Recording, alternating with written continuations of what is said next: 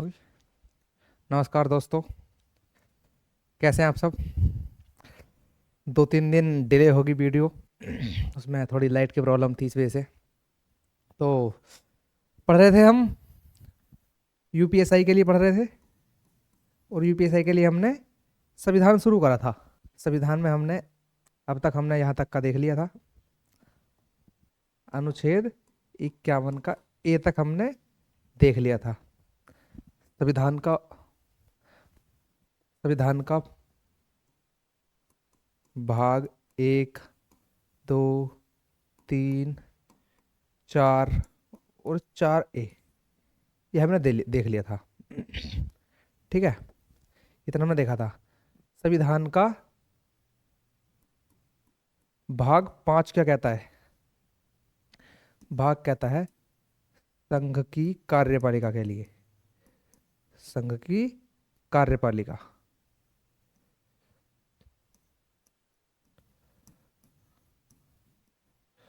संघ की कार्यपालिका के लिए। ठीक है, इस संघ की कार्यपालिका में एक टॉपिक जो आता है, पहला टॉपिक आता है, वो है राष्ट्रपति का।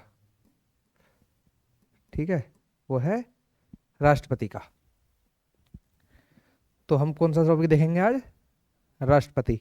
राष्ट्रपति क्या होता है, इसकी क्या शक्तियां होती हैं, इसका निर्वाचन कैसे होता है। ठीक है, बहुत ही अच्छा टॉपिक है और एक ही क्लास में खत्म कर देंगे इसको हम। ठीक है, अनुच्छेद 52। अनुच्छेद 52 कहता है भारत का एक राष्ट्रपति होगा। ठीक है, भारत का एक राष्ट्रपति होगा, ये अनुच्छेद 52 कहता है। कहाँ के लिए होगा वो? भारत के लिए होगा। अच्छा, राष्ट्रपति क्या काम करता है? राष्ट्रपति क्या होगा? राष्ट्रपति होगा तो इसका कुछ काम होगा या कुछ करेगा, तो क्या है ये? क्यों होगा राष्ट्रपति? वो राष्ट्रपति इसलिए होगा, जैसे कि मान के चलिए, एक छोटी सी बात बताता हूँ आपको मैं, कि आपके घर में कहीं से कोई इनविटेशन आए किसी भी चीज़ के लिए। ठीक है, तो वो किसके नाम से आएगा? आपके फादर जी के नाम से आएगा। ठीक है, तो जितने भी बाकी काम होंगे, जो डॉक्यूमेंट्स बनेंगे या कोई भी काम होगा, वो जो आपके घर के मुखिया हैं उनके नाम से होगा। तो ये क्या है? ये जो है राष्ट्रपति जो है, ये संपूर्ण भारत के मुखिया हैं। दूसरे देश से हमें उधार लेना है, उनको देना है, आयात करना है, निर्यात करना, कोई भी संधि करनी है। ठीक है, किसी भी देश के साथ कोई संधि करनी है, तो उसमें वो संधि किसके नाम से की जाएंगी? वो राष्ट्रपति के नाम से की जाएंगी। ठीक है ना, वो राष्ट्रपति के नाम से की जाएंगी, इसलिए भारत का एक राष्ट्रपति होगा। अनुच्छेद 53 क्या कहता है? अनुच्छेद 53 कहता है संघ की कार्यपालिका शक्ति राष्ट्रपति में निहित होंगी। इसका क्या मतलब है? कि संघ की कार्यपालिका शक्ति, मैंने आपको अभी बताया था, संघ। संघ क्या है? संघ अर्थात केंद्र, जो कि संपूर्ण भारत का भूभाग है। जो भारत का भूभाग है वो है कंप्लीट हमारा संघ। ठीक है, तो उसकी जितनी भी कार्यपालिका शक्ति होंगी, ठीक है ना, जो भी कार्यपालिका शक्ति होंगी, जैसे मान के चलो संसद क्या है? संसद, अगर हम इसको देखते हैं तो भारत की जो संसद है वो कार्यपालिका प्लस विधायिका का मेल है। ठीक है, कार्यपालिका का और विधायिका का मेल है। तो जो कार्यपालिका है, विधायिका क्या काम करती है? विधायिका क्या काम करती है? विधायिका करती है नियम बनाने का, कार्यपालिका करती है नियम लागू करने का। मान के चलिए कोई नियम बनाया, कोई कानून आया, ठीक है, वो कानून लागू कब होगा? वो कानून कानून कब कहलाया जाएगा? विधेयक पास हुआ, वो विधेयक कानून कब बनेगा? तो वो तब बनेगा जब कार्यपालिका शक्ति का इस्तेमाल करेंगे राष्ट्रपति, जैसे कि उस पर हस्ताक्षर करेंगे। ठीक है, वो हम आगे देखेंगे कि राष्ट्रपति की क्या शक्ति होती है, कैसे शक्ति होती है, किस अनुच्छेद के तहत हस्ताक्षर करेंगे, क्या होता है, वो आगे देखेंगे। लेकिन यहाँ क्या बताया गया है? समस्त संघीय कार्यपालिका की समस्त शक्तियां राष्ट्रपति में निहित होंगी। राष्ट्रपति में कोई एक व्यक्ति में निहित होंगी, राष्ट्रपति एक पद है, तो राष्ट्रपति के पद में निहित होंगी। ठीक है, राष्ट्रपति के पद में निहित होंगी। अगला अनुच्छेद 54। अनुच्छेद 54 कहता है राष्ट्रपति का निर्वाचन मंडल। ये जो कहता है, इसमें एक बात देख के चलो बस, देखते हो कि पेज खाली होगा तो ये दिया। ठीक है, ये है राष्ट्रपति, राष्ट्रपति का निर्वाचन का निर्वाचन। यानी कि हमने देख लिया कि भारत का एक राष्ट्रपति होगा। जो संघ की कार्यपालिका शक्ति है वो राष्ट्रपति में निहित होंगी। ठीक है, तो वो राष्ट्रपति चुन के कहाँ से आएगा? राष्ट्रपति क्या हम ऐसी किसी को भी उठा के बना देंगे? ठीक है, तो राष्ट्रपति कहाँ से आएगा? उनका निर्वाचन किस तरीके से होगा? सीधी उनको जनता चुनेगी, प्रत्यक्ष होगा, अप्रत्यक्ष होगा, कैसे होगा? तो आपने अगर प्रस्तावना पढ़ी होगी तो प्रस्तावना में एक शब्द लिखा हुआ है गणतंत्र। आप मनाते भी, हम सब मनाते हैं गणतंत्र दिवस। तो गणतंत्र का मतलब क्या है? गणतंत्र का मतलब यह है कि भारत का जो राष्ट्राध्यक्ष होगा, किसी भी देश का जो राष्ट्राध्यक्ष होगा, राष्ट्राध्यक्ष होगा, ठीक है ना, वो क्या काम करेगा? सॉरी, राष्ट्राध्यक्ष में ये आएगा, जो राष्ट्राध्यक्ष होगा यानी कि पूरे देश को जो रिप्रेजेंट करेगा, सबके सामने उपस्थित कराएगा, उसका क्या होगा? चुनाव होगा। वो क्या होगा? चुनाव, यानी वो निर्वाचित होगा, वो निर्वाचित होगा। ऐसा है कि नहीं? वो निर्वाचित होगा। क्या होगा? निर्वाचित होगा। तो जो निर्वाचित होगा तो उसको कोई चुनेगा भी। तो जो भारत का जो राष्ट्रपति है, जो जो भारत का राष्ट्रपति है, वो किस तरीके से चुनते हैं? क्या उनको जनता वोट डालती है? जनता तो वोट नहीं डालती। आप सबने अगर किसी ने वोट डाला होगा, जिनका भी वोट है, तो उन्होंने नहीं डाला होगा राष्ट्रपति के लिए वोट, तो उसका जो निर्वाचन होता है वो अप्रत्यक्ष रूप से होता है। ठीक है, वो अप्रत्यक्ष रूप से होता है। तो फिर उनको वोट डालता कौन है? देखो, उनको जो वोट डालते हैं, उनको वोट डालते हैं, उसके लिए एक निर्वाचक मंडल, उसके लिए एक निर्वाचक मंडल का गठन किया जाता है। निर्वाचक मंडल का। उस निर्वाचक मंडल में संसद के निर्वाचित सदस्य, निर्वाचित सदस्य, संसद के निर्वाचित सदस्य में हम देखेंगे लोकसभा प्लस राज्यसभा, इनके निर्वाचित सदस्य जो यहाँ पर चुनकर गए हैं, जिनका निर्वाचन जनता ने करा है। ठीक है, लोकसभा के सदस्यों का निर्वाचन जनता ने करा है और यहाँ का, वहाँ की विधानसभाओं ने, राज्य की। ठीक है, तो जो यहाँ से आएंगे उनका निर्वाचन होगा, वो कहाँ से होगा? लोकसभा के निर्वाचित सदस्यों द्वारा। मनोनीत सदस्य इसमें शामिल नहीं किए जाते हैं। क्यों? क्योंकि मनोनीत सदस्य को, जो मनोनीत सदस्य, संसद के मनोनीत सदस्य कौन मनोनीत करता है? राष्ट्रपति ही मनोनीत करता है। तो जिस व्यक्ति को राष्ट्रपति मनोनीत करेगा वो वोट कहाँ डालेंगे? वो उसी के पक्ष में डालेंगे। ठीक है, और चुनाव कैसा रखना है? ये निष्पक्ष। ठीक है, ये निष्पक्ष रखना है। दूसरा क्या होता है इसमें? इसमें दूसरा और कौन होता है? जो राज्य है, उन राज्यों की विधानसभा के, विधानसभा के निर्वाचित सदस्य। ठीक है ना, वहां के भी कौन वोट डालते हैं? निर्वाचित सदस्य। ऐसा नहीं है कि वहां को, वहां के जो वोट डालेंगे उनमें हम मनोनीत सदस्य को भी शामिल कर सकते हैं, ऐसा नहीं है। क्यों? क्योंकि राष्ट्रपति किसको मनोनीत करता है? जो हमारा प्रेसिडेंट है वो मनोनीत करता है गवर्नर को, और गवर्नर मनोनीत करते हैं जो राज्य की विधानसभा होती है। ठीक है ना, जो राज्य की विधानसभा होती है वहां पर मनोनीत करते हैं। तो अंततः किसके द्वारा मनोनीत होंगे? किसको, किसके पक्ष में वोट डालेंगे? उन्हीं के पक्ष में वोट डालेंगे ना जिनको अंततः गवर्नर बोलेगा। ठीक है, तो इसलिए मनोनीत सदस्यों को इसमें शामिल नहीं किया जाता है। ये शामिल किया जाता है? निर्वाचित सदस्यों को, निर्वाचित सदस्य। ठीक है, निर्वाचित सदस्य। एक और है, तीसरा है इसमें दिल्ली प्लस पुडुचेरी की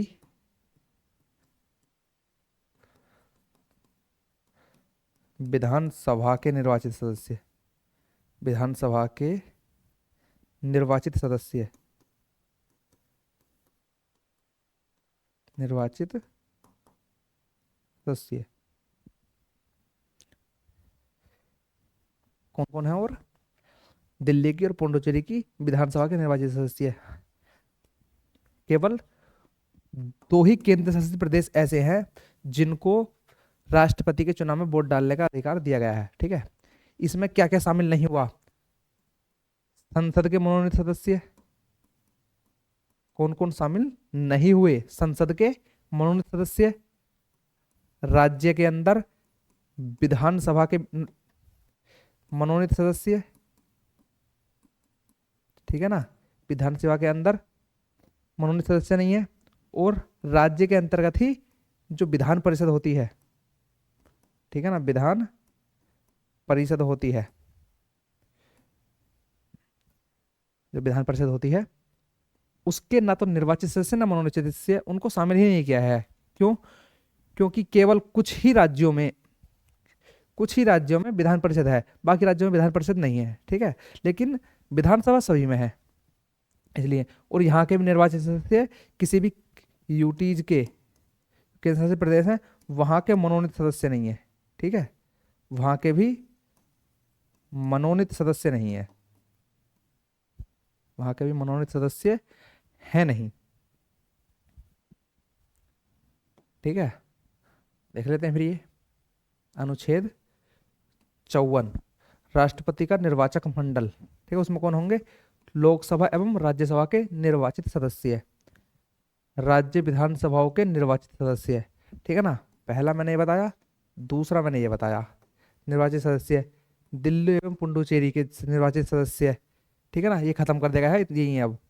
अनुच्छेद 55, राष्ट्रपति के निर्वाचन की रीति, यानी कि किस तरीका होगा, तरीका कैसा होगा। ठीक है ना, वो तरीका कैसा होगा, किस किस तरीके से राष्ट्रपति की नियुक्ति होगी। देखिए मैं इसको बता सकता हूँ, तरीका कौन सा है? अनुपातिक प्रतिनिधित्व मत प्रणाली के अनुसार, एकल संक्रमणीय मत प्रणाली द्वारा। ठीक है, मैं इसको बता सकता हूँ बहुत अच्छे तरीके से डिटेल में, लेकिन उसकी आपको जरूरत नहीं है। ठीक है, इसका मतलब क्या होता है, आप इसको केवल इतना ही देख लो, अनुपातिक प्रतिनिधित्व मत प्रणाली के अनुसार, एकल संक्रमणीय मत प्रणाली द्वारा। ठीक है ना, नोट करके देखो, मैंने लिखवाया है, विधान परिषद के सदस्य, मनोनीत सदस्य राष्ट्रपति के चुनाव में भाग नहीं लेते हैं। ठीक है ना, एवं मनोनीत सदस्य भाग नहीं लेते हैं।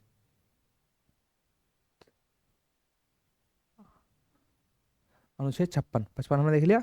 56 में क्या कहता है? राष्ट्रपति का कार्यकाल। राष्ट्रपति का कार्यकाल, राष्ट्रपति का कार्यकाल कितना होता है? राष्ट्रपति का कार्यकाल लिखा है देखो उसमें 5 वर्ष। कब से 5 वर्ष? जिस दिन उनका चुनाव होगा उस दिन से नहीं, जिस दिन राष्ट्रपति जो प्रेसिडेंट हैं वो शपथ लेंगे। ठीक है ना, जिस दिन वो शपथ लेंगे उस दिन से, और 5 वर्ष तक, 5 वर्ष तक, उस दिन से 5 वर्ष तक क्या माना जाएगा? उनका कार्यकाल। हाँ, यदि इस 5 वर्ष के बाद भी जो उनका उत्तराधिकारी है, ठीक है ना, ये एक बात ध्यान रखना, जो उत्तराधिकारी है वो चुनकर नहीं आता है तो ये उसके बाद भी अपने तब तक पद पर बने रहेंगे जब तक कि उत्तराधिकारी चुनकर आ नहीं जाता है, यानी कि कोई दूसरा राष्ट्रपति नहीं आ जाते हैं। इसी में अनुच्छेद 56 का क्लोज फर्स्ट इसी में दिया गया है। देखो, राष्ट्रपति अपना त्यागपत्र उपराष्ट्रपति को दे सकता है। ठीक है ना, राष्ट्रपति अपना त्यागपत्र उपराष्ट्रपति को दे सकता है। एक सबसे अच्छी बात यह है कि जब भी राष्ट्रपति प्रेसिडेंट हैं वो वाइस प्रेसिडेंट को अपना त्यागपत्र देंगे तो इस चीज की खबर वाइस प्रेसिडेंट तुरंत लोकसभा में रखेंगे। तुरंत कहाँ रखेंगे? लोकसभा के अध्यक्ष के पास रखेंगे, ठीक है ना, लोकसभा के अध्यक्ष के पास रखेंगे। क्यों? क्योंकि राष्ट्रपति क्या करता है? पूरे भारत को, पूरे भारत को रिप्रेजेंट करता है सबके सामने, ठीक है ना। भारत की पहचान कैसे होती है? राष्ट्रपति से, उनके राष्ट्राध्यक्ष है, ठीक है।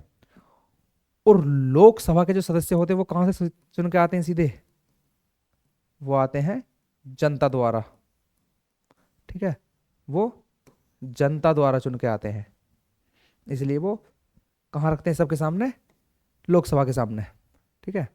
लिखा इसमें सूचना, इसकी सूचना वो कहाँ देंगे? लोकसभा अध्यक्ष को देंगे। आगे अनुच्छेद 57, राष्ट्रपति का पुनः निर्वाचन, यानी कि राष्ट्रपति अगर एक बार अपने, कोई व्यक्ति है प्रेसिडेंट बना है और उन्होंने अपना 5 वर्ष का कार्यकाल खत्म कर लिया पूरा, ठीक है, तो ऐसा नहीं है कि वो फिर वो जैसे कि अमेरिका में 2 बार से ज्यादा नहीं बन सकते, भारत के अंदर अनलिमिटेड बार कितनी बार बन सकते हैं, ठीक है ना, अनिश्चित बार बन सकते हैं, अनिश्चित बार बन सकते हैं।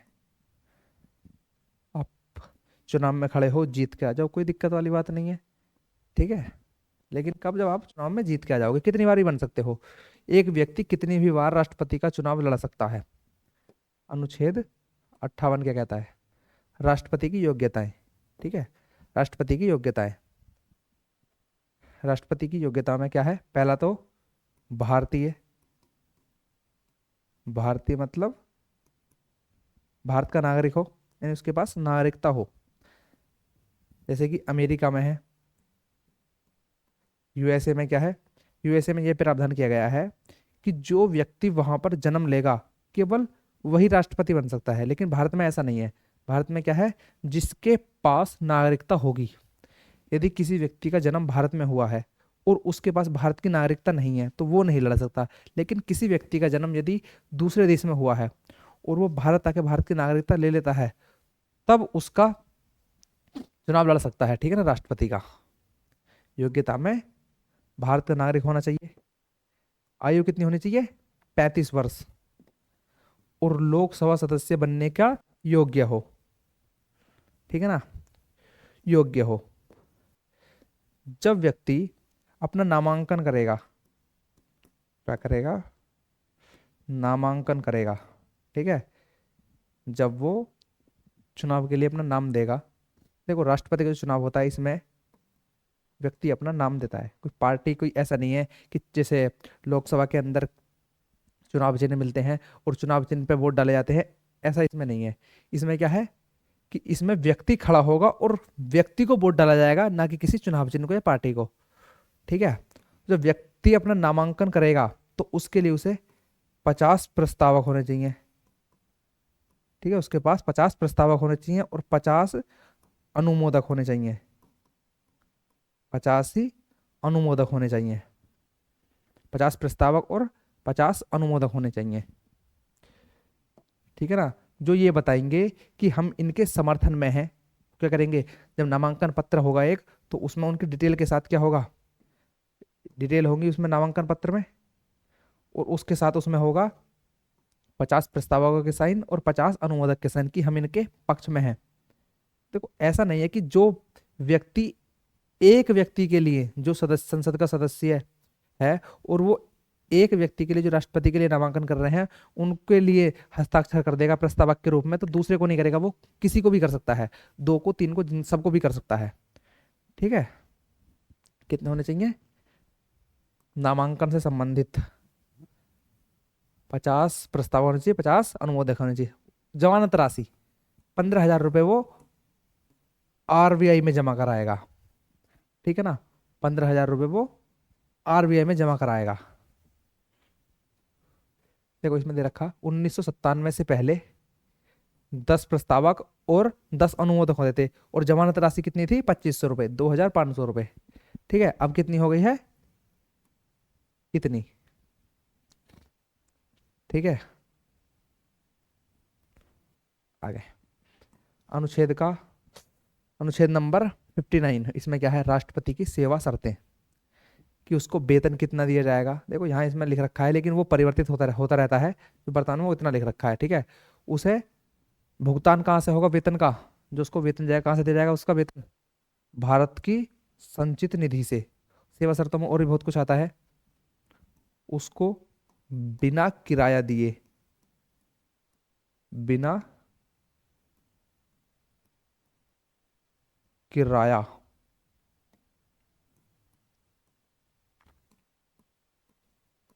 बिना किराया दिए आवास प्राप्त होगा। ठीक है ना, आवास प्राप्त होगा, उसे एक घर दिया जाएगा राष्ट्रपति को बिना कोई किराया दिए। ठीक है। अगर उसे हेल्थ से संबंधित कोई प्रॉब्लम होती है तो, ठीक है, उसे हेल्थ से संबंधित कोई प्रॉब्लम होती है तो उसका हेल्थ का सारा खर्चा कौन उठाएगा? भारत सरकार। ठीक है ना। वो कहाँ से दे जाएगा सब कुछ? भारत की संचित निधि से। आगे अनुच्छेद नंबर 60, राष्ट्रपति की शपथ। राष्ट्रपति को जो शपथ दिलाई जाती है वो किसके द्वारा दिखाई जाती है? सुप्रीम कोर्ट के मुख्य न्यायाधीश द्वारा शपथ दिलाई जाती है। ठीक है। और तो कोई व्यक्ति ऐसा है नहीं है जो अच्छी योग्यता रखता हो, क्योंकि भारत में सबसे ऊपरी पद कौन सा है? राष्ट्रपति। और राष्ट्रपति को ही शपथ दिलानी है तो उनके जो शपथ दिलाने वाले हैं उनकी भी तो कुछ क्वालिफिकेशन होनी चाहिए अच्छी। तो वो कौन से हैं? उसके रूप में रखा गया है सुप्रीम कोर्ट के मुख्य न्यायाधीश द्वारा शपथ दिलाई जाती है। ठीक है। अनुच्छेद 61, राष्ट्रपति का महाभियोग। देखो इसको हम यहाँ देखते हैं, राष्ट्रपति का महाभियोग।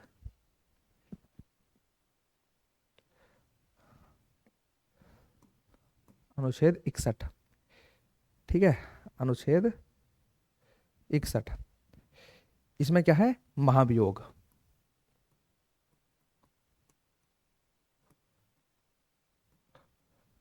महाभियोग,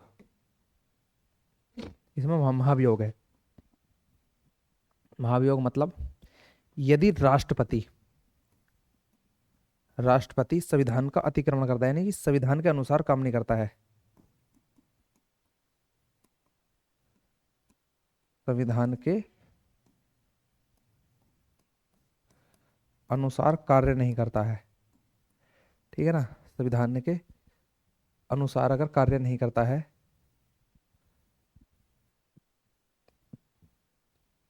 संविधान के अनुसार अगर कार्य नहीं करता है तो उसके ऊपर महाभियोग लगाया जा सकता है। ठीक है, उसके ऊपर क्या लगाया जा सकता है? महाभियोग लगाया जा सकता है। ठीक है। आधार क्या होगा? संविधान का उल्लंघन। अगर संविधान का उल्लंघन करता है तो उस पर क्या लगा दिया जाएगा? महाभियोग। ठीक है। संसद के किसी भी सदन में प्रस्तुत किया जा सकता है, जो महाभियोग के लिए संसद है। ठीक है ना, संसद में प्रस्ताव आएगा, एक एक प्रस्ताव आएगा, वो संसद के किसी भी सदन में आ सकता है। उस प्रस्ताव के लिए जिस भी सदन में आएगा, प्रस्ताव को लाने से पहले ही, ठीक है ना, जब प्रस्ताव आएगा तो प्रस्ताव को लाने से पहले ही उस सदन के 1/4 सदस्य उस पर हस्ताक्षर करेंगे कि हम सहमत हैं महाभियोग को लाने के लिए। ठीक है, हम सहमत हैं महाभियोग को लाने के लिए। ठीक है। उसके बाद वो उस सदन से 2/3 यानी कि विशेष बहुमत से, वो वहां पर विशेष बहुमत से पारित होगा। ठीक है, विशेष बहुमत से पारित होगा। उसके बीच में भी और प्रक्रिया होती है। जांच समिति बैठती है, वो देखती है कि जो संविधान का उल्लंघन का जो आरोप लगाया गया है राष्ट्रपति पर वो सही है या नहीं है। वो सही मानती है तो उसको कहाँ भेज दिया जाता है? आगे राज्यसभा में। राज्यसभा में भी यही होता है, राज्यसभा में भी वही प्रक्रिया है। और जब लोकसभा और राज्यसभा और लोकसभा, ये जब दोनों मिल जाती है, लोकसभा और राज्यसभा जब दोनों मिल जाती हैं और दोनों प्रस्ताव को, जो प्रस्ताव लाया गया है उसको पारित कर देती हैं, तो क्या होगा? पारित होने के बाद राष्ट्रपति को हटा दिया जाएगा। ठीक है ना। देखो एक बात यहाँ ध्यान रखने की है, सबसे ज्यादा जरूरी है। मैंने आपको बताया था कि चुनाव जब चुने जाएंगे राष्ट्रपति तो उसमें कौन कौन वोट डालेंगे। ठीक है। और जब महाभियोग लगेगा तो, जब महाभियोग लगेगा तो केवल संसद के सदस्य वोट डालेंगे, ना राज्य से, ना केंद्र शासित प्रदेश से, कहीं से भी नहीं। संसद के सदस्य, संसद के सदस्य वो मनोनीत भी होंगे, वो क्या होंगे, मनोनीत भी होंगे और वो निर्वाचित भी होंगे, वो मनोनीत भी होंगे, वो निर्वाचित भी होंगे, यानी कि सभी सदस्य वोट डालेंगे कहाँ, महाभियोग में। ठीक है, आगे अनुच्छेद 62, राष्ट्रपति की पद की रिक्त पूर्ति।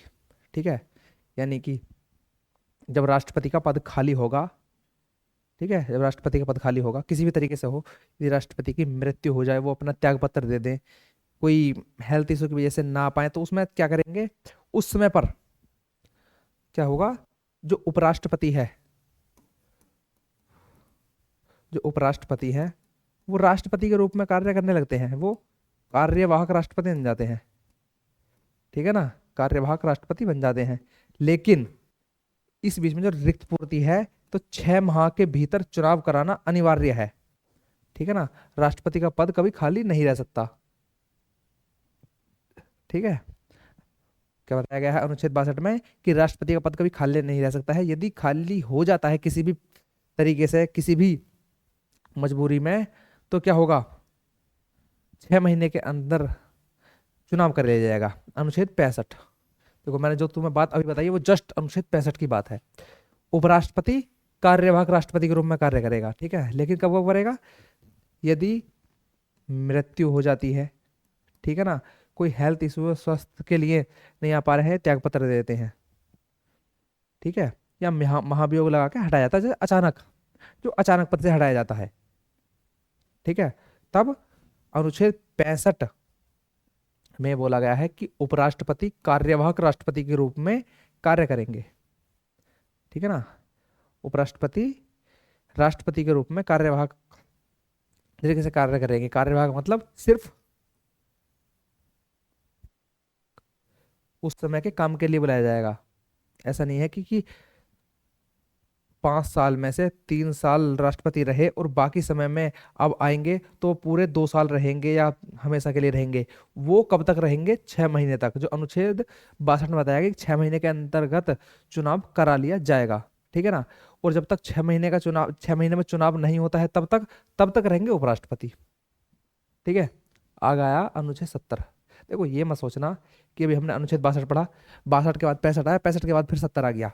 वो इसलिए है क्योंकि इस बीच में जो ये है अनुच्छेद 63 है, वो उपराष्ट्रपति से संबंधित है। ठीक है ना, वो उपराष्ट्रपति से संबंधित है, और हम अभी क्या पढ़ रहे हैं, केवल राष्ट्रपति। तो हम वो देखेंगे ना जहां पर राष्ट्रपति काम करता है या राष्ट्रपति की कोई शक्तियां आ रही हो, राष्ट्रपति से संबंधित अनुच्छेद देखेंगे।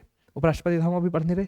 जब अगले लेक्चर में हम उपराष्ट्रपति पढ़ेंगे तो हम पूर्ण रूप से उपराष्ट्रपति को देख लेंगे कि उनका निर्वाचन कैसा होता है और वो किस किस अनुच्छेद में आते हैं। ठीक है, वो किस किस अनुच्छेद में आते हैं। अनुच्छेद 70 क्या कहता है, जब राष्ट्रपति एवं उपराष्ट्रपति दोनों का पद खाली होगा, तब सुप्रीम कोर्ट के जो मुख्य न्यायाधीश होंगे वो कार्यवाहक राष्ट्रपति के रूप में काम करेंगे। ठीक है, प्रथम कार्यवाहक राष्ट्रपति यानी कि राष्ट्रपति जो बने थे, वो मुख्य न्यायाधीश जो थे वो थे एम हिदायतुल्लाह। ठीक है,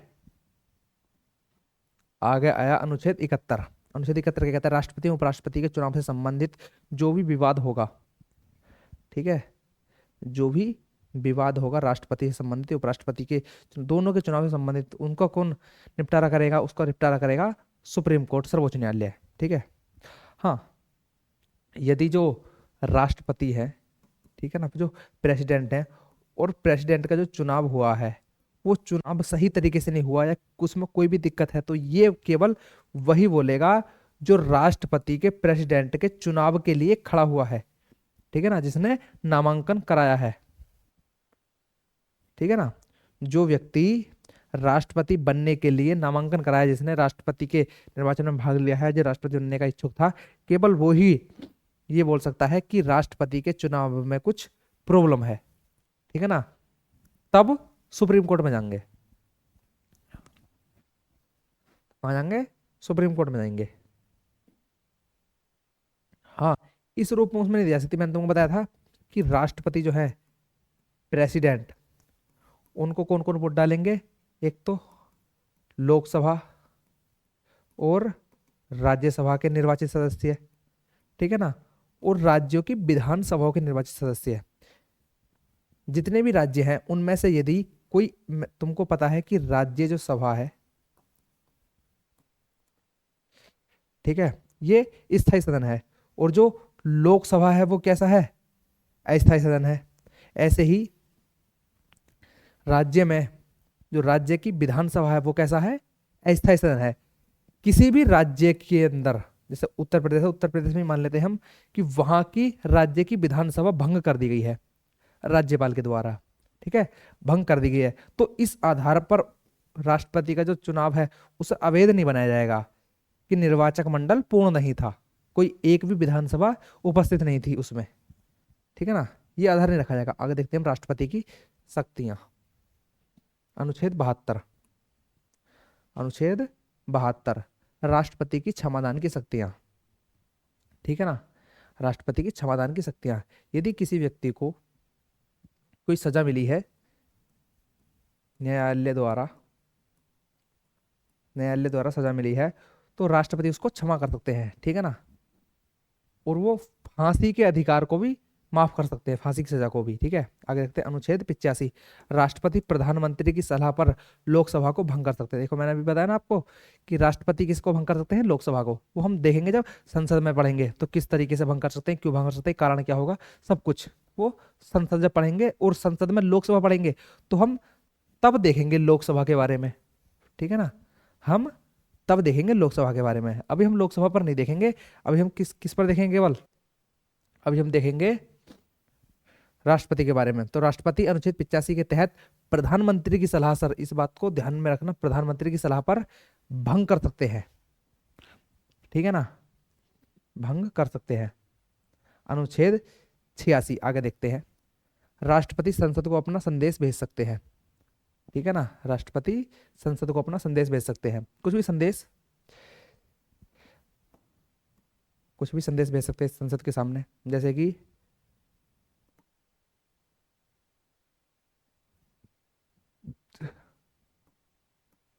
बजट पेश किया जाता है, वो किसके द्वारा पेश किया जाता है, वित्त मंत्री के द्वारा, ठीक है ना, वित्त मंत्री के द्वारा। लेकिन उसको पेश कौन करवाता है, उसको पेश करवाता है राष्ट्रपति। और भी कोई संदेश भेजना है तो कौन भेजेगा, राष्ट्रपति, अनुच्छेद 86 के तहत। आगे देखते हैं अनुच्छेद 87, 87, राष्ट्रपति संसद में अपना भाषण दे सकते हैं। यह भाषण मंत्रिपरिषद द्वारा तैयार किया जाता है, ठीक है, जब भी नया सत्र शुरू होता है वर्ष का, उसमें राष्ट्रपति अपना भाषण देते हैं। नई लोकसभा चुन के आती है तो उसमें राष्ट्रपति अपना भाषण देते हैं। वो भाषण किस अनुच्छेद के तहत देते हैं, अनुच्छेद 86 के तहत, ठीक है। आगे अनुच्छेद 108, अनुच्छेद 108 ये क्या कहता है, देखो हम संसद में एक बात पढ़ेंगे कि जो विधेयक होता है संसद के अंदर, जो विधेयक होता है वो किस किस तरीके से, विधेयक जो होता है वो किस किस तरीके से पारित होता है, ठीक है ना, विधेयक होता है वो किस किस तरीके से पारित होता है वो हम ये देखेंगे। तो यदि ऐसी स्थिति हो जाती है विधेयक पारित होता है तो लोकसभा और राज्यसभा प्लस राज्यसभा, ये क्या है, ये संसद के दोनों सदन है, ठीक है ना, संसद के दोनों सदन है। और कानून बनाने का अधिकार किसको है, संसद को, यानी कि कानून कौन बनाएंगे, लोकसभा और राज्यसभा मिलकर बनाएंगे। लेकिन किसी एक विधेयक पर, कोई भी एक विधेयक हो सकता है, दोनों के बीच में मतभेद हो जाए, ठीक है ना, लोकसभा जिस पॉइंट को रखना चाहती है उस विधेयक में, राज्यसभा उसको नहीं रखना चाहती, दोनों असहमत हो जाए किसी एक पॉइंट को लेकर या विधेयक में किसी में भी, ठीक है ना, तो राष्ट्रपति अनुच्छेद 108 के तहत साधारण विधेयक पर राष्ट्रपति द्वारा बुलाया गया संसद का संयुक्त अधिवेशन, यानी कि ज्वाइंट मीटिंग, संयुक्त बैठक बुलाई जा सकती है। विधेयक कैसे पास होता है, पहले लोकसभा में जाएगा, उसके बाद राज्यसभा में, पहले राज्यसभा में भी जा सकता है, ठीक है ना, पहले एक सदन में फिर उसके बाद दूसरे सदन में, दोनों से पास होकर राष्ट्रपति के पास जाएगा। लेकिन मतभेद हो जाता है तब क्या होगा, लोकसभा और राज्यसभा, राष्ट्रपति इन दोनों को एक साथ बुला सकता है, ठीक है ना, एक साथ बुला सकता है और तब मतदान कर सकते हैं, ठीक है। अनुच्छेद 118, संयुक्त अधिवेशन की अध्यक्षता लोकसभा अध्यक्ष करता है, ठीक है ना, ये तो हम उसमें देखेंगे लोकसभा वाले टॉपिक में, ठीक है ना। 1950 वर्तमान, संयुक्त अधिवेशन अब तक 3 बार हुए हैं, मतलब ये उसके बारे में है संयुक्त अधिवेशन कितनी बार हुए हैं, ठीक है ना। एक बार हुआ था दहेज अधिनियम को लेकर बैंकिंग सुधार के लिए, एक बार हुआ था आतंकवाद से संबंधित। ठीक है, आतंकवाद से संबंधित, जब संसद के ऊपर आतंकवादी अटैक हुआ था उसके बाद। ठीक है, विशेष यानी नोट, वो भी विशेष नोट, संयुक्त अधिवेशन की अध्यक्षता स्पीकर द्वारा की जाती है। यदि स्पीकर ना हो तब लोकसभा का उपाध्यक्ष करता है, और लोकसभा का उपाध्यक्ष भी ना हो तो राज्यसभा का उपसभापति करता है, राज्यसभा का सभापति नहीं करता। क्योंकि हम जब उपराष्ट्रपति पढ़ेंगे तो उसमें देखेंगे कि जो उपराष्ट्रपति होता है, ठीक है ना, जो उपराष्ट्रपति होता है वही राज्यसभा का सभापति होता है। ठीक है, जो उपराष्ट्रपति होता है वही राज्यसभा का उपसभापति होता है। अनुच्छेद 123, अनुच्छेद 123, 123, इसे देखते हैं हम। मैंने आपको बताया था अनुच्छेद 53, संघीय कार्यपालक शक्ति किसमें होगी? राष्ट्रपति में निहित होगी। ठीक है, संघ में काम कौन कर सकता है? राष्ट्रपति। जैसे संसद है, वो संपूर्ण भारत के लिए नियम कानून बनाती है, और संसद का सत्र नहीं चल रहा, संसद का कोई भी एक सत्र चल नहीं रहा है, और उस समय पर, ठीक है ना, परिस्थिति ऐसी आ गई है कि उस समय पर कानून बनाना जरूरी है। ठीक है, कानून बनाना जरूरी। तो अनुच्छेद 123 के तहत राष्ट्रपति के द्वारा अध्यादेश जारी किया जा सकता है। ठीक है ना, एक अध्यादेश होगा जो जारी किया जाएगा, वो जिस कानून की आवश्यकता है उस कानून की पूर्ति के लिए अध्यादेश जारी करते हैं। ठीक है ना, उसकी पूर्ति के लिए, जिसकी आवश्यकता है उसकी पूर्ति के लिए अध्यादेश जारी कर देंगे। ठीक है, यह तब तक जारी होता है जब तक संसद का कोई भी सत्र ना चल रहा हो। हाँ, ठीक है ना, 6 सप्ताह के भीतर संसद का अनुमोदन मिलना आवश्यक है। ठीक है ना, मतलब ये है, देखो कि जब अध्यादेश आया, जब अध्यादेश राष्ट्रपति ने निकाला, ठीक है, अध्यादेश जारी किया, उसके 6 सप्ताह के भीतर, 6 सप्ताह के भीतर भीतर संसद से अनुमति मिल जानी चाहिए। कानून बनाने का अधिकार किसका है? अंततः संसद का है। ठीक है ना, लेकिन अभी संसद कानून बनाने के लिए तैयार नहीं है क्योंकि उनका सत्र नहीं चल रहा है, तो उस बीच में अध्यादेश लाया जा सकता है। लेकिन जब संसद आएगा सत्र में, ठीक है, जब संसद सत्र में आएगी तब तो वो कानून बनाएगी ना, तब तो वो ये देखेगी कि जब हम उपस्थित नहीं थे तो हमारी अनुपस्थिति में जो अध्यादेश लाया गया है क्या वो सही है या नहीं है। ठीक है, वो सही है नहीं है। आगे, 6 सप्ताह के भीतर अनुमोदन मिलना चाहिए। अध्यादेश की अधिकतम अवधि 6 माह होती है। जो अध्यादेश जारी किया जाएगा वो केवल 6 महीने तक लागू रह सकता है। क्यों? क्योंकि हम देखेंगे संसद में मिनिमम, मतलब संसद के जो सत्र होते हैं, संसद के जो सत्र होते हैं, उन संसद के सत्र के बीच ज्यादा से ज्यादा 6 महीने की अवधि हो सकती है। ठीक है ना, ज्यादा से ज्यादा 6 महीने की अवधि हो सकती है, उससे ज्यादा नहीं। अध्यादेश की अधिकतम अवधि 6 महीने होगी। ठीक है, आगे अनुच्छेद 143, ये क्या कहता है? ये कहता है कि जो राष्ट्रपति है, ठीक है, राष्ट्रपति काम के लिए कोई नियम कानून बना रहे हैं और उनको कोई बात समझ में नहीं आ रही, ठीक है, उनको कोई चीज समझ में नहीं आ रही है, तो उस केस में राष्ट्रपति सुप्रीम कोर्ट के मुख्य न्यायाधीश से सलाह ले सकते हैं। ठीक है ना, सुप्रीम कोर्ट के मुख्य न्यायाधीश से सलाह ले सकते हैं। आगे, आपातकालीन शक्तियां, देखो इसको हम यहाँ देख लेते हैं, उसके बाद में एक दिन थोड़ा सा टॉपिक है यहाँ देख लेते हैं, उसके बाद जरूरत नहीं पड़ेगी क्योंकि ये भी राष्ट्रपति की शक्तियां हैं। राष्ट्रपति की आपातकालीन शक्तियां, इनको जारी कौन करता है? राष्ट्रपति करता है। यह देखो, यहाँ देखते हैं आपातकालीन शक्तियां।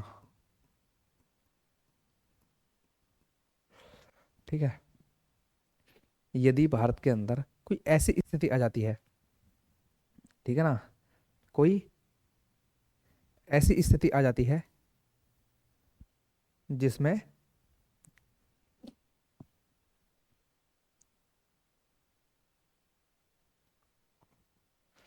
बाह्य युद्ध हो रहा हो, कोई भी आपातकालीन स्थिति होती है, इमरजेंसी की स्थिति है, ठीक है, वो 3 तरीके से हो सकती है।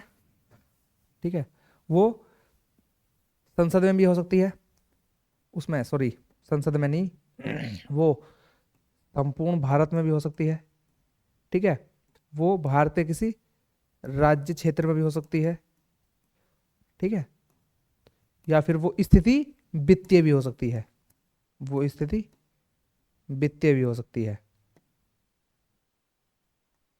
वो स्थिति कैसी हो सकती है, वित्तीय भी हो सकती है। तो इस केस में क्या होगा, जो राष्ट्रपति है वो आपातकालीन शक्तियों में अनुच्छेद 352, अनुच्छेद 352 के तहत, देखो इसमें कहीं भी ये नहीं दिखाई देगा तुमको, इसमें केवल ये लिखा गया है आपातकाल की, आपात की उद्घोषणा, आपात की उद्घोषणा, ठीक है ना। इसमें राष्ट्रीय आपातकाल नहीं लिखा जाएगा, जिसको हम सामान्य भाषा में राष्ट्रीय आपातकाल बोल देते हैं। क्या बोल देते हैं, राष्ट्रीय आपातकाल, राष्ट्रीय आपातकाल, ठीक है ना, जिसको हम राष्ट्रीय आपातकाल बोल देते हैं। इसमें क्या होता है, जैसे कि भारत के ऊपर, भारत है, ठीक है ना, भारत पर बाहर से युद्ध हो गया हो, ठीक है ना, आक्रमण हो गया हो, आक्रमण हो गया हो, युद्ध हो गया, ठीक है ना, तो उस स्थिति में क्या होगा, आपातकालीन स्थिति है, ठीक है, उस स्थिति में राष्ट्रपति आपात की उद्घोषणा कर सकते हैं, ठीक है, उसमें राष्ट्रपति क्या करेंगे, आपातकाल की उद्घोषणा कर सकते हैं, ठीक है, आपातकाल की उद्घोषणा कर सकते हैं अनुच्छेद 352 के तहत। राष्ट्रीय आपातकाल, राष्ट्रीय आपातकाल, ठीक है, इसके लिए तीन आधार हैं, या तो युद्ध होगा, या फिर आंतरिक अशांति, जिसका नाम बदल के अभी कर दिया गया है सशस्त्र विद्रोह, क्या कर दिया गया है, सशस्त्र विद्रोह, आंतरिक अशांति शब्द को हटाकर सशस्त्र विद्रोह कर दिया गया है। कब करा था ये, 1978 में 44वें संविधान संशोधन द्वारा, ठीक है, 44वें संविधान संशोधन द्वारा। और अनुच्छेद 356 राष्ट्रपति शासन, ठीक है, जब राज्य के अंदर, जो राज्य है जैसे उत्तर प्रदेश है, बिहार है, मध्य प्रदेश है, छत्तीसगढ़ है, ये राज्य हैं, ठीक है ना, इन राज्यों के अंदर यदि जो नियम व्यवस्था है, जो कानून व्यवस्था है, वो राज्य का जो संचालन हो रहा है वो संविधान के अनुसार नहीं हो रहा, ठीक है, वो संविधान के अनुसार नहीं हो रहा, तो उस केस में क्या होगा, उस केस में राष्ट्रपति उस राज्य में राष्ट्रपति शासन लागू कर देंगे, यानी कि उस क्षेत्र में अब राज्य का कानून नहीं लागू होगा, उसमें कानून कौन बनाएगा, संसद बनाएगी, और उसमें शासन किसका होगा, राष्ट्रपति का होगा, उसमें राज्यपाल शासन नहीं करेगा, ठीक है। देखिए अभी अगर आपको कुछ इसमें डाउट आए तो आप कमेंट करके पूछ सकते हैं, बाकी हम जब इसको राष्ट्र आपातकालीन प्रावधान है उसको पूरी तरीके से अलग टॉपिक के रूप में देखेंगे, यहाँ तो हम राष्ट्रपति के रूप में देख रहे हैं कि राष्ट्रपति की शक्तियां क्या हैं, तो राष्ट्रपति की जो आपातकालीन शक्ति है उसमें देख रहे हैं, जब इसको पूर्ण रूप से देखेंगे तो बाकी मैं उसमें समझा दूंगा, ठीक है, इसको किस तरीके से लाया जाता है, बाकी सारी चीजें। अभी हम किस तरीके से देख रहे हैं कि राष्ट्रपति लाता है तो राष्ट्रपति की शक्ति के रूप में है, तो उसमें देख रहे हैं, ठीक है, और ये कई बार लगाया जा सकता, लगाया गया है राष्ट्रपति शासन। आगे है अनुच्छेद 360 वित्तीय आपातकाल, ठीक है, ये भारत में एक भी बार नहीं लगा है वित्तीय आपातकाल, यानी कि जब भारत में साख उपलब्ध ना हो, यानी कि पैसा ना हो, सीधी बात यह है कि पैसा ना हो जिससे कि देश का संचालन हो सके, तो उस केस में होगा वित्तीय आपातकाल आ जाएगा, वित्तीय संकट आ जाएगा, उस संकट में राष्ट्रपति वित्तीय आपातकाल की उद्घोषणा कर सकते हैं, ठीक है, उसमें केस में क्या कर सकते हैं, राष्ट्रपति वित्तीय आपातकाल की उद्घोषणा कर सकते हैं, जिसमें क्या होगा, कुछ जो सरकारी कर्मचारी हैं, जो भी लोग हैं, उनकी सैलरी में कटौती हो सकती है और बहुत कुछ प्रावधान होंगे, इनका क्या प्रभाव पड़ेगा इसको हम अलग से टॉपिक में देखेंगे जब हम आपातकालीन प्रावधान पढ़ेंगे, ठीक है, जो कि अलग से एक टॉपिक पढ़ेंगे हम, तब हम देखेंगे आपातकाल क्या है, राष्ट्रीय आपातकाल क्या है, राष्ट्रपति शासन क्या है, वित्तीय आपातकाल क्या है, इनको जब अगर ये संसद में उसमें लाया जाएगा, सॉरी राष्ट्रपति करेंगे इन्हें, तो इनको किस तरीके से हटाया जाएगा, हटाने की प्रक्रिया राष्ट्रपति द्वारा है, और लोकसभा वो बनाकर एक प्रस्ताव लाएंगी, एक प्रस्ताव लेके आएंगी लोकसभा में, और उस प्रस्ताव के द्वारा भी इसको हटाया जा सकता है। ठीक है, सबसे अच्छी बात यह है कि भारत में अभी भी एक बार भी वित्तीय आपातकाल नहीं लगाया गया है 1991 की स्थिति के बाद भी। देखो 1991 की स्थिति क्या थी, इसको हम इकोनॉमी में देखेंगे। ठीक है, कहाँ देखेंगे हम, अर्थव्यवस्था में, अर्थव्यवस्था में देखेंगे।